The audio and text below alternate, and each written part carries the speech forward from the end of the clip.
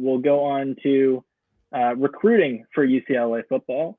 The 2021 class, which is over a year away from showing up on campus, was looking pretty thin in March at the start of the pandemic.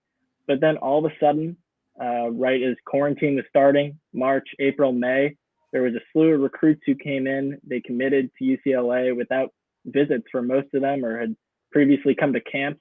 They had almost, I think, 9 recruits who are coming in.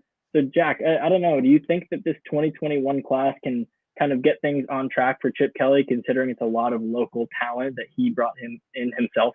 Listen, I'll say this. I'm not the biggest Chip fan right now, and I'm not sure about his availability after this year, but they have done a great job for recruiting on this class. You know, you're going to lose DTR by this point, almost for sure. And they brought in a lot of offensive weapons. I'm excited for this. They got a lot of wide receivers that can go deep. They've got a good running back from Alabama. They got a quarterback in there. They've got a couple athletes that are looking long.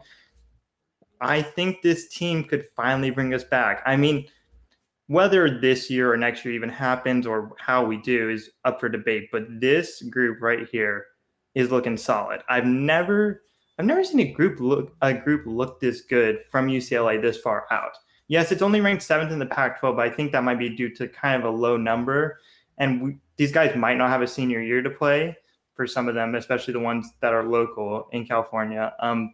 But this group was looking supreme. Yeah, I think the cream of the crop really is Devin Kirkwood, who's an athlete. He's the only 4-star in the class.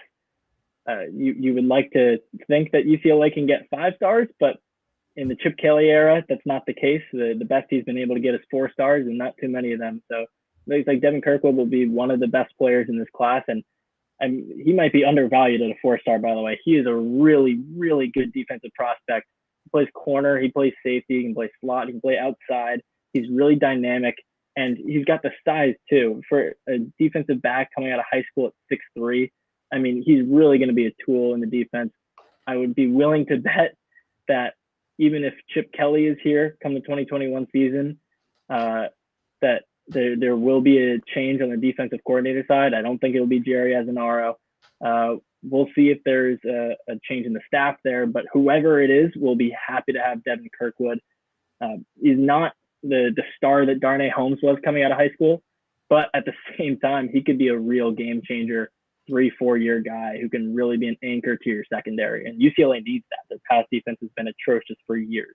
Listen, we don't need 5 stars across the board. It's unrealistic for us, especially competing against USC in our own backyard, against Stanford, Cal, Oregon's coming in a lot. The Arizonas are right next door. But Chip Kelly has proven in the past, not necessarily at UCLA yet, but in the past that he can do a lot with 3- and 4-star guys. And if he recruits a lot of them, there's always going to be a couple sleepers in there. I'll tell you who I'm really excited for, though, is Benjamin Roy, the center out of Nevada.